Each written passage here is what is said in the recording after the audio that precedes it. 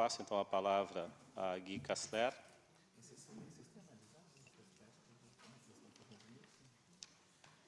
Bonjour. Donc avec mon voisin de gauche, je crois que nous sommes les deux seuls objets de la salle, puisque nous sommes objets de vos recherches. Nous sommes des objets pensants quand même et agissants. Je suis objet de recherche, c'est ce que j'ai cru comprendre depuis que je suis arrivé ce matin. Je parlerai, oui, au titre de la Confédération paysanne et aussi en tant que membre de la commission biodiversité de la Via Campesina Internationale. Pour la Via Campesina, l'agroécologie n'est pas une science. C'est d'abord un projet politique et c'est peut-être le seul point sur lequel on serait d'accord avec le ministre de l'Agriculture français, pour lequel c'est aussi un projet politique et je ne pense pas une science. Alors peut-être on n'est pas d'accord sur le contenu du projet politique, mais pour nous c'est un projet politique qui s'appuie d'abord sur des luttes sociales, qui s'appuie et qui construit des innovations sociales.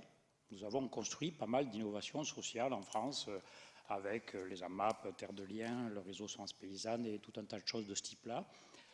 Donc les luttes n'ont pas pour but d'attendre le grand soir pour faire quelque chose, on le fait tout de suite. Et qui s'appuie aussi sur des pratiques agronomiques qui sont un élément important. Alors, j'ai entendu, je ne sais plus de la bouche de qui, que l'agroécologie n'avait pas d'histoire en France. Je suis un peu surpris. Pour moi, l'agroécologie a une histoire de plusieurs dizaines d'années en France. Je donnerai deux exemples. Je crois que c'est un élève de cette école, Claude Aubert, qui a rédigé le premier projet des principes de base de l'agriculture biologique sur un bout de table dans une réunion lorsque nous avons, avec Nature et Progrès, initié la création d'IFOAM, donc l'Organisation mondiale de l'agriculture biologique, principes de base dans lesquels, certes, il y a un volet de techniques agricoles qui permettent de se passer de produits chimiques de synthèse, mais où il y a aussi un volet territorial et un volet social extrêmement important, tout aussi important que les pratiques, que les techniques agricoles, notamment du fait que ce volet social est créateur de savoirs paysans, mais pas de savoir scientifique, de savoirs paysans qui sont à la base des pratiques agricoles que nous mettons en place. Et ce n'est pas parce que la réglementation d'abord mondiale, au niveau du Codex Alimentarius, et ensuite au niveau de l'Europe et puis de la France, n'a retenu dans les règlements officiels de l'agriculture biologique que les techniques agricoles, que le mouvement social qui porte ce projet agroécologique, qui ne se réduit pas à une agriculture biologique purement commerciale, a abandonné ces aspects sociaux et ces aspects territoriaux. Il y a une autre composante en France de l'agroécologie, ça s'appelle l'agriculture paysanne, qui est portée par la Confédération paysanne et qui, elle, insiste beaucoup plus sur le côté social, la dimension des exploitations, l'implication dans les réseaux sociaux au niveau du territoire.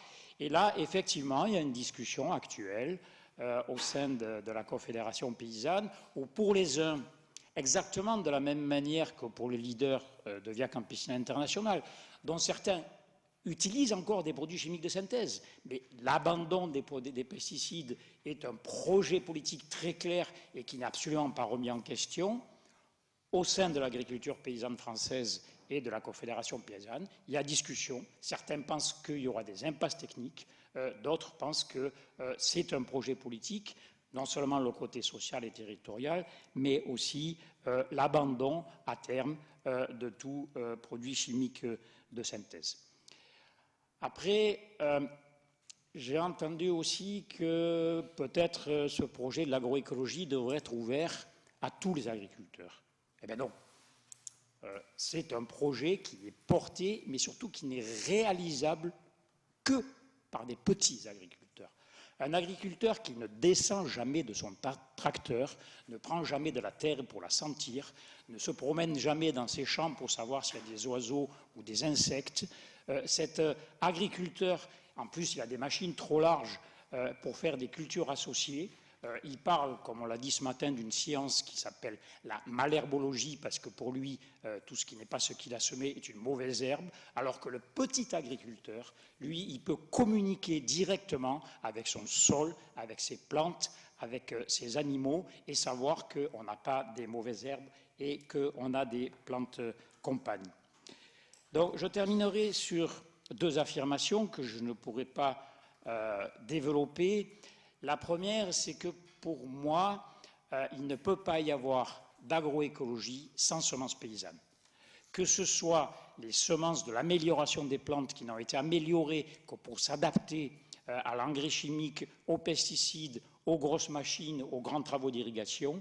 On ne peut pas faire d'agroécologie avec ces semences. Il faut que l'agriculteur puisse lui-même adapter ses plantes, génération après génération, à son champ, en ressemant une partie de sa récolte et en échangeant des semences avec ses collègues.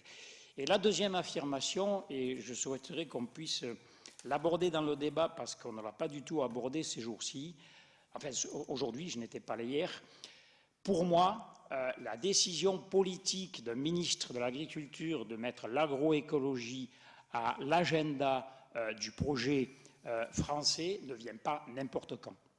Aujourd'hui, nous avons un projet très clair de transformer l'agriculture qui jusqu'à maintenant produit soit des produits alimentaires, soit des produits destinés à être transformés par l'industrie pour faire des produits alimentaires. Demain, on va nous demander de produire de la biomasse, soit pour remplacer le pétrole qui jusqu'à maintenant est à l'origine des engrais chimiques et des pesticides et de l'engrais chimique, donc pour faire de l'énergie, soit pour, avec la biologie de synthèse et la chimie, fabriquer les aliments que nous mangerons demain. Donc nous serons des producteurs de biomasse indifférenciée. Donc il faut casser un système agricole dit productiviste qui s'est monté sur l'amélioration des plantes. Elles n'ont pas du tout été améliorées, elles n'ont été que adaptées à l'engrais au lieu de s'adapter à leur sol et à leur territoire. Donc cette mise à l'agenda de l'agroécologie me paraît assez liée au deuxième pilier du projet de l'Institut national de la recherche agronomique française. Le premier pilier, c'est maintenant l'agroécologie. Le deuxième, c'est la bioéconomie au sens politique, c'est-à-dire la transformation de la biomasse en matière de base pour l'industrie chimique et pour l'industrie de l'énergie.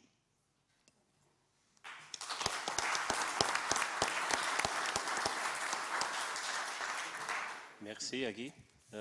Passo a palavra a Roberto Nascimento. Boa tarde a todos e bom dia para quem está lá no Brasil nos assistindo pela web. Minha participação aqui é como diretor do NEAD, como já foi referido, mas eu também sou secretário executivo do nosso Conselho Nacional do Desenvolvimento Rural Sustentável, o CONDRAF.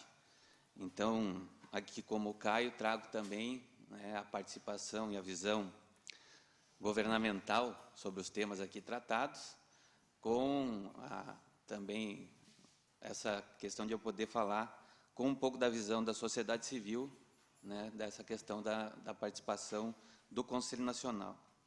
A nossa mesa redonda aqui é para a gente compor perspectivas, cenários, para a agricultura familiar e reforma agrária no século XXI, que é um tema ambicioso, nós estamos no início do século XXI.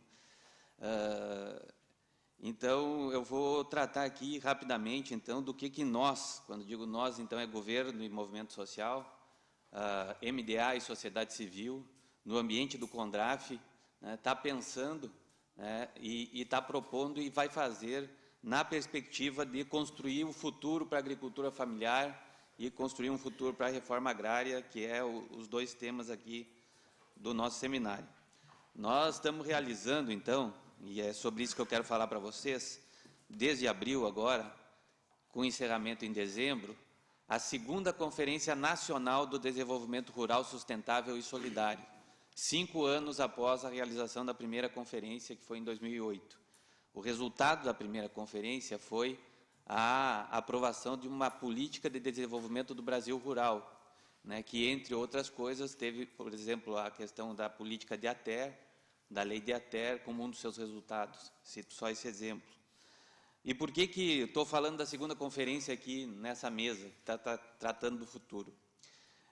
Porque a segunda conferência, pretende construir um Plano Nacional de Desenvolvimento Rural Sustentável e Solidário, numa perspectiva a trabalhar até 2030 com metas de curto, médio e longo prazo. Esse plano não será um plano só do MDA, mas um plano para o desenvolvimento rural do Brasil, né? Num ambiente onde tem ministérios que praticam políticas para o desenvolvimento rural, da agricultura familiar e da reforma agrária, como o Ministério da Pesca e Aquicultura, o MMA, né, que é o Ministério do Meio Ambiente, o Ministério do Planejamento, enfim. Nós queremos, então, fazer esse plano para os próximos 20 anos, e eu chamo a atenção, novamente, para a questão de que nós queremos um plano para o desenvolvimento rural sustentável e solidário, né? Portanto, de acordo com aquilo que a gente vem falando há muito tempo, de ter um Brasil com gente no campo, né? Um Brasil rural com gente.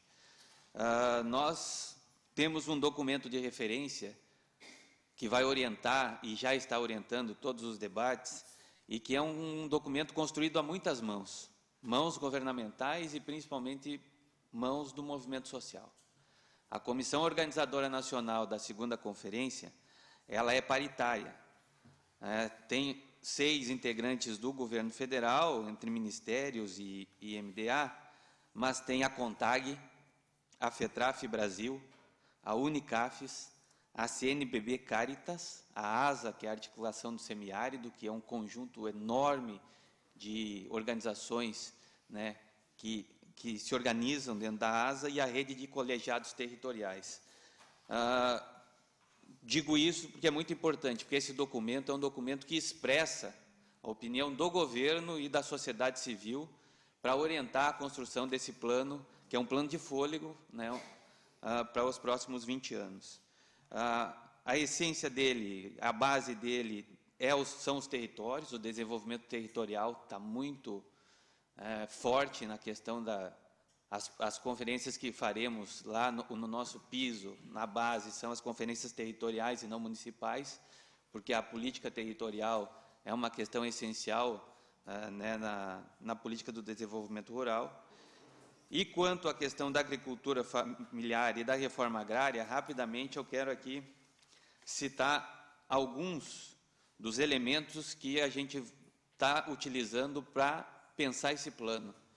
Porque esse documento de referência, a grande inovação dele é que não é um documento base e que todo mundo vai ou adiciona, ou retira, ou modifica, né? É um documento de referência que vai circular por todo o Brasil, nas centenas ou talvez milhares de conferências que vão ocorrer até a Conferência Nacional, e que ele orienta, então, o plano, que não vai ser um plano do MDA, um plano do governo, mas um plano para o desenvolvimento territorial no ambiente do Conselho Nacional. O tempo vai se esgotar, então vai ser difícil para mim citar alguns elementos, né, mas no campo da agricultura familiar, nós estamos pensando no desenvolvimento socioeconômico e ambiental do Brasil rural e fortalecimento da agricultura familiar e da agroecologia. Esse é um eixo, né, importante, que é o que trata da agricultura familiar e todas as suas ramificações. Então, aí a gente discute modelo de produção, soberania alimentar e articulação das atuais políticas públicas. O eixo da reforma agrária é reforma agrária e democratização do acesso à terra e aos recursos naturais, né? Ou seja, nós achamos também que o termo democratização do acesso à terra, nesse momento, ele é importante de se colocar no debate. Eu teria aqui alguns objetivos para destacar. Quero dizer que esses documentos já estão na página do CONDRAF, www.mda.gov.br/CONDRAF, que está o documento de referência, regimento, enfim, toda a forma como funciona. Para encerrar, eu queria dizer que, desde 2003, Já foram feitas mais de 100 conferências no Brasil, reunindo cerca de 10 milhões de pessoas. E essa nossa conferência vai ser a primeira onde nós teremos paridade de gênero em toda ela, né? Orgulhosamente, teremos metade de homens e metade de mulheres discutindo e planejando o Brasil rural. Nós pretendemos, então, construir democraticamente um plano nacional que coloque o desenvolvimento rural no centro do debate do desenvolvimento nacional. Somos nós, da agricultura familiar e da reforma agrária, que alimentamos 70% das mesas dos brasileiros, que temos uma grande parcela do PIB, que temos a grande parte dos agricultores do Brasil, é que devemos estar no centro da discussão do desenvolvimento nacional. Convido, então, os brasileiros para participar desse processo. É um processo importante e que será efetivo, tem o compromisso do Ministério e do movimento social, e convido os franceses a acompanhar esse processo. Muito obrigado.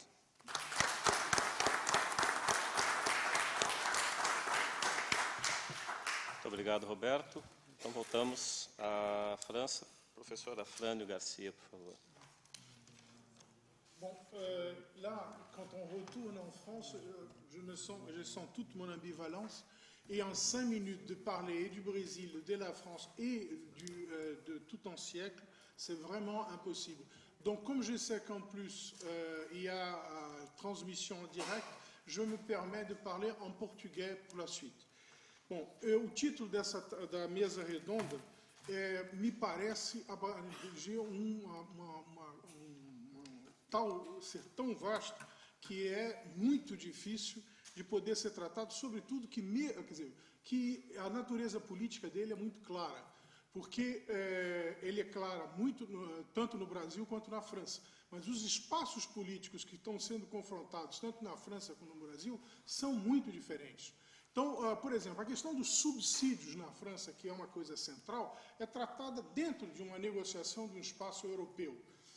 A questão, eu vou voltar a essa questão das transformações no Brasil, é tratada em outro espaço. Então, eu, sinceramente, me acho que até essa mesa redonda é uma boa maneira da gente colocar a ideia de dar o tempo que é necessário para tratar desses assuntos. Bom, eu, particularmente, não trabalhei com pesquisas sobre a França. Trabalho atualmente na França, acompanho a pesquisa de colegas franceses, acompanho movimentos sociais franceses, então tenho conhecimento evidente dessas pesquisas. Então, aqui, eu vou também em 30 segundos, porque é isso, um dos grupos mais produtivos que eu conheço e está abrindo, teoricamente, perspectivas metodológicas fundamentais, é o grupo de Dijon.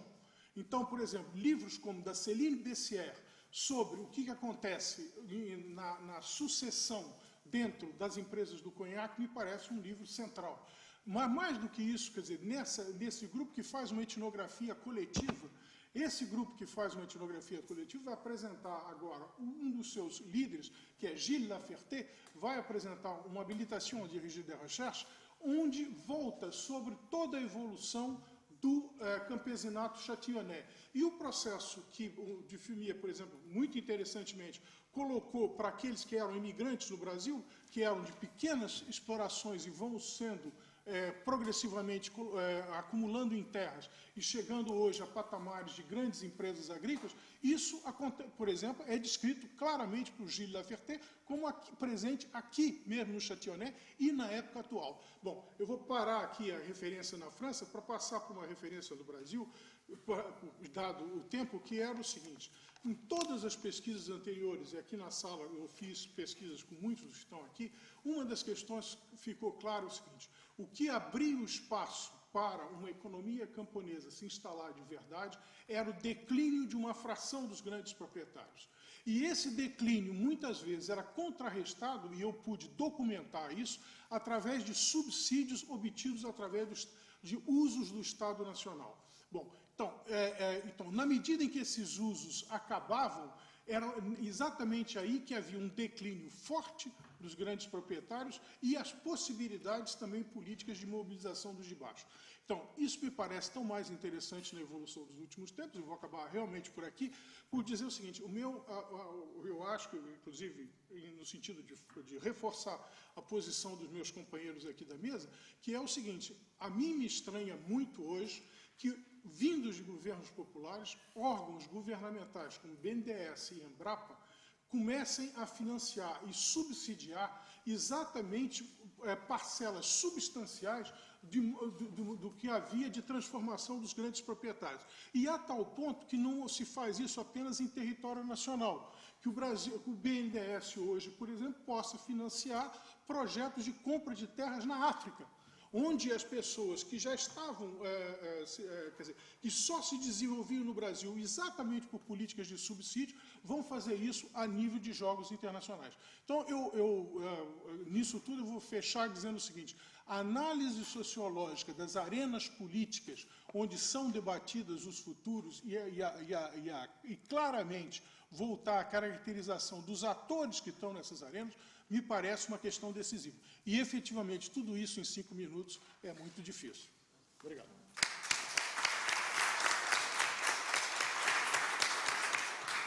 Obrigado, Afrânio. Passo a palavra. Bom, eu já vou agradecer os nossos convidados, porque a mesa redonda marcha muito bem. Estamos bem no horário. Então, eu passo a palavra ao nosso animador, Felipe Lenar. Por favor, 5 minutos. 5 também? Te dou um pouquinho a mais. Não seria 7 vezes 5? Bon, enfin. Finalement, bon, je ne sais pas, je parle en français à tout hasard, mais c'est très difficile de, bien sûr, faire une synthèse de la diversité de ce qui vient d'être dit. Je vois en particulier deux approches qui se distinguent, de 3 peut-être. D'un côté, un diagnostic comme celui de Marc Dufumier, qui est très pessimiste et malheureusement très réaliste.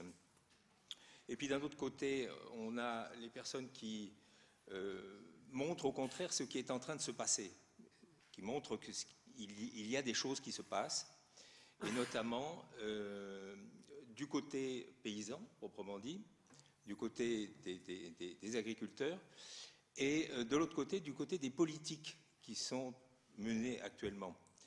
Et je crois qu'en effet, c'est quelque chose qu'on oublie parfois, c'est qu'au Brésil, en particulier, il y a un espace pour le changement et un espace pour les alternatives.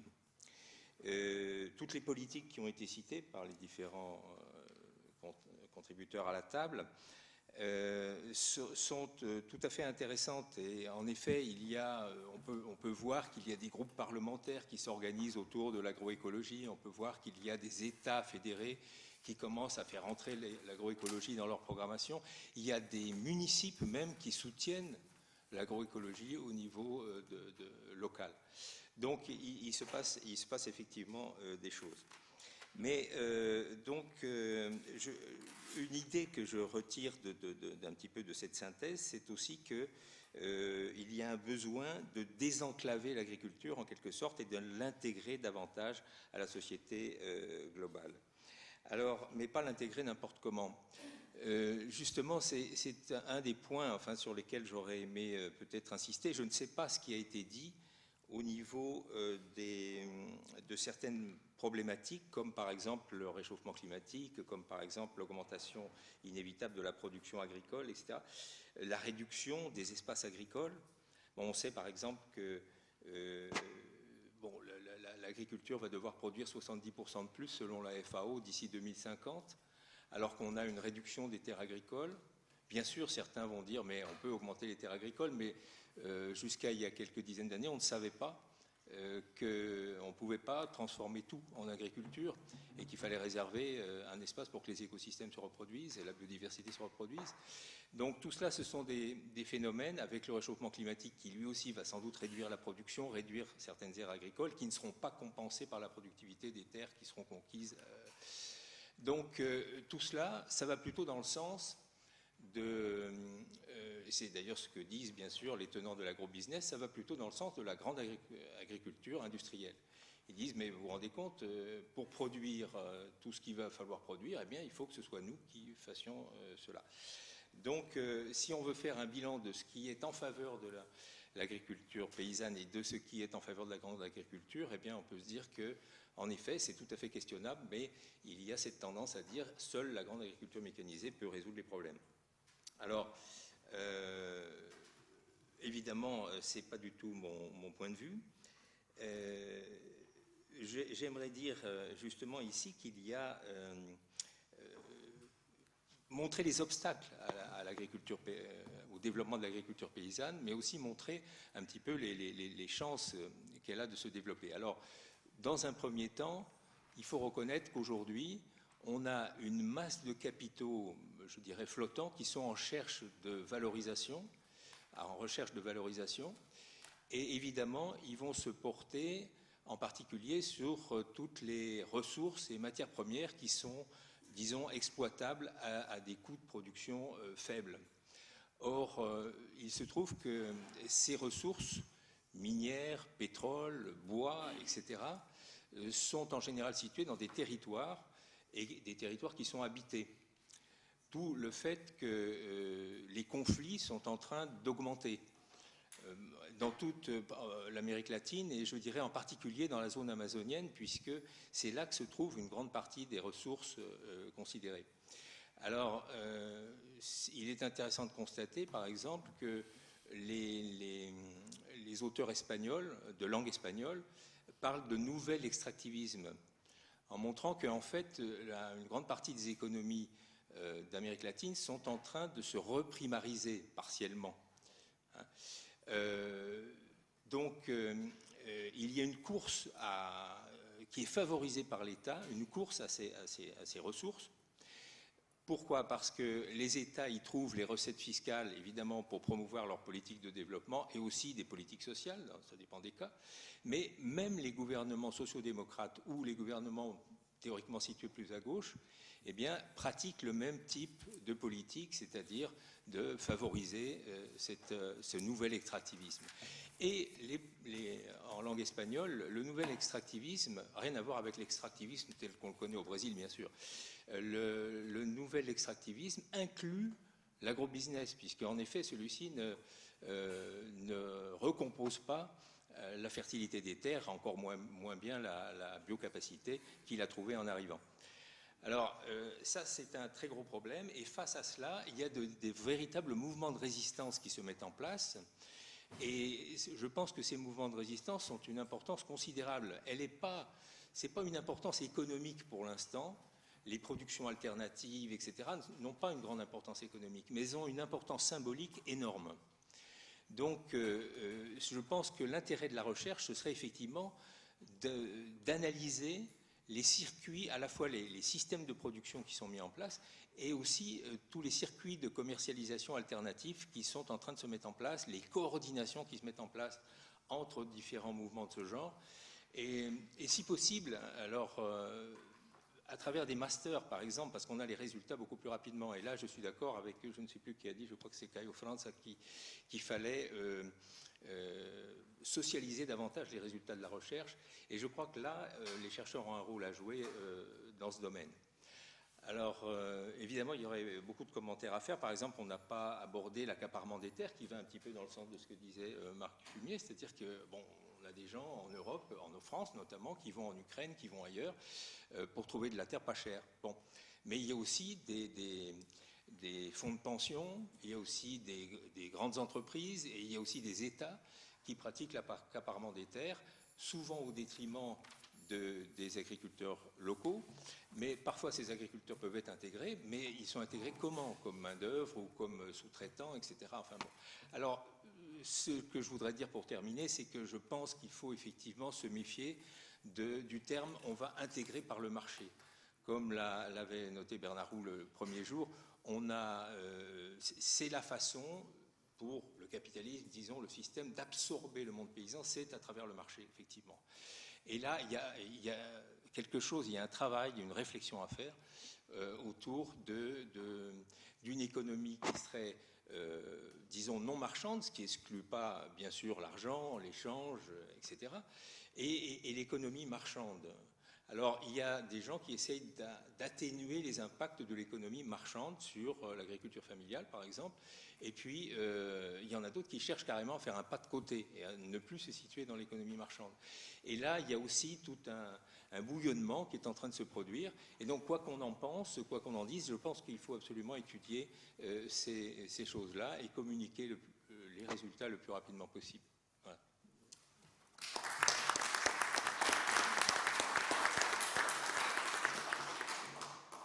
Obrigado, Felipe.